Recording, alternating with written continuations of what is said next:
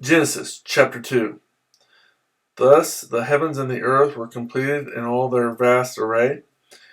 By the seventh day God had finished the work he had been doing. So on the seventh day he rested from all his work, and God blessed the seventh day and made it holy, because on it he rested from all the work of creating that he had done. Adam and Eve. This is the account of the heavens and the earth when they were created.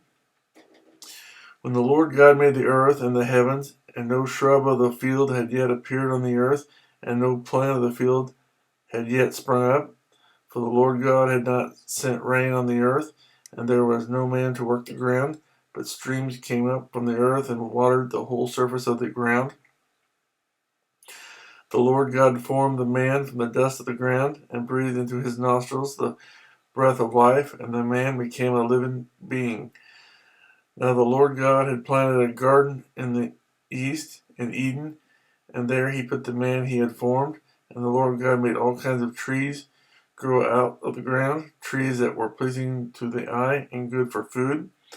In the middle of the garden were the tree of life and the tree of the knowledge of good and evil. A river watering the garden flowed from Eden. From there it was separated into 4 headwaters.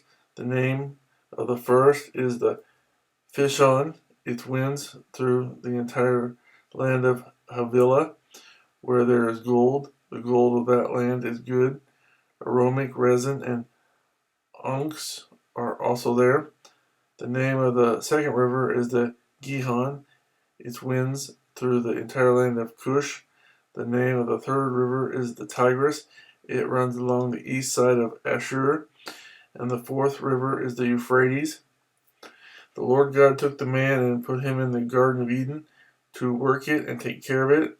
And the Lord God commanded the man, "You are free to eat from any tree in the garden, but you must not eat from the tree of the knowledge of good and evil, for when you eat of it, you will surely die." The Lord God said, "It is not good for the man to be alone. I will make a helper suitable for him."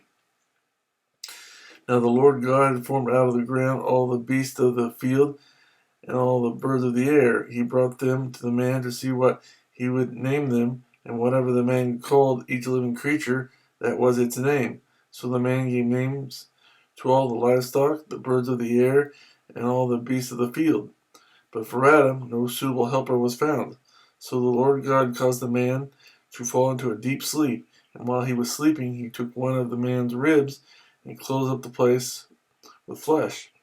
Then the Lord God made a woman from the rib he had taken out of the man, and he brought her to the man. The man said, "This is now bone of my bones and flesh of my flesh.